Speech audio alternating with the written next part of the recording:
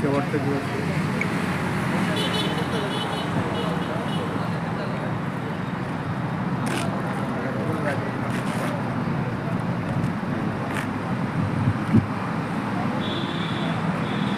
कार्यालयात येऊन उमेदवारीसाठी मुलाखत दिली.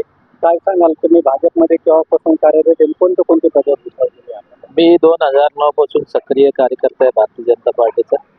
संघामध्ये पण मी काम सक्रिय केलेले आहे. 2009ला मी भारतीय जनता पार्टी युवा मोर्चा क्रांती चौक मंडळाचा सरचिटणीस होतो. त्यानंतर 2014ला अनुसूचित जाती मोर्चाचा जिल्ह्याचा उपाध्यक्ष, 2022ला जिल्ह्याचा सरचिटणीस आणि 25 पर्यंत माझी जबाबदारी जिल्ह्याची सरचिटणीस. तुम्ही राजकीय आणि सामाजिक क्षेत्रात आतापर्यंत काय काय काम केलं? राजकीय सामाजिक क्षेत्रामध्ये सांगायला गेलं तर पूर्ण शहरामध्ये समाजाच्या हिताच्या कामासाठी असो किंवा प्रत्येक कोणाचं जरी काही काम निघलं, पक्ष पदाधिकाऱ्याचा असो, कोणाच्या कार्यकर्त्याचा असो, पोलीस स्टेशनचा असो, रुग्णांचं काही घाटी रुग्णालयातला असो, शासकीय दप्तरी तहसीलचा असो, त्यांच्या एका फोनवर आपण कुठेही कामाला त्यांच्या शब्दाला किंमत देऊन आपण त्यांचं काम तात्पर्याने करतो. मध्यंतरी तुम्ही महावितरणच्या विरोधात पण आंदोलन केलं होतं. हे आंदोलन कशासाठी होतं आणि त्याचं यश कसं प्राप्त झालं? महावितरणच्या असं काय म्हणजे कांचनवाडीमध्ये एक डीपीचा बऱ्याच दिवसापासून प्रश्न होता, कांचनवाडीच्या काश्मीर नगरचा, आणि त्या नागरिकांना त्या डीपीचं लोड वाढल्यामुळं प्रभाग जास्त जनतेचं घरं जास्त झाली, त्याच्यामुळे ते लोड वाढला होता. त्याच्यामुळे ती डीपी बदलण्यात येत नव्हती. वारंवार निवेदन दिले, बरेच आंदोलनही त्यासाठी झाले. परंतु मी 2 वेळेसच फक्त जाऊन मुख्य अधीक्षकांना भेटून तो मार्गी लावला. सध्या काय प्रश्न आहे समस्या वार्डामध्ये आणि त्या मार्गी लावला? प्रभागात बऱ्याच काही समस्या माझ्या मते सोसायटीमध्ये CCTV लागले पाहिजे. महापालिकेकडून प्रत्येक वार्डामध्ये नागरिकांच्या वस्त्यामध्ये CCTV कॅमेरे लागले पाहिजे. कारण की आजकाल काही पण गुन्हेगारीच्या बऱ्याच काही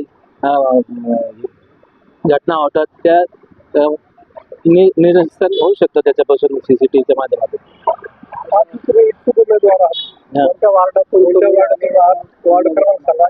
प्रभाग क्रमांक 29, कांचनवाडी, नक्षत्रवाडी, इटखेडा आणि सातारा गाव.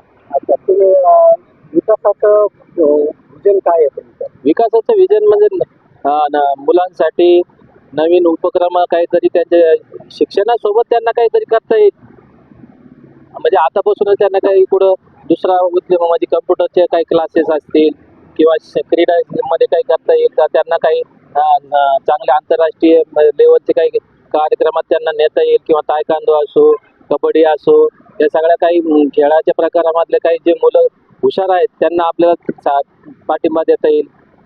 आतापर्यंत एक नेतृत्वाची कार्यकर्ता म्हणून तुम्ही आतापर्यंत कार्य केलं आहे, वार्डामध्ये पक्षासाठी काम केलेलं आहे, काय सांगाल यात? पक्षाकडून आतापर्यंत मी काही मागितलं नाही.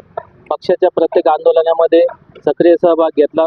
आम्ही विरोधात असलो त्यावेळेस बैलगाडी मोर्चा निघाला होता वाल्मिकीमध्ये, तर त्यावेळेस सुद्धा मी पक्षाच्या सोबत देवेंद्रजी प्रदेशाध्यक्ष होते, विनोद तावडेजी यांच्या नेतृत्वात आम्ही काम केलेलं आहे.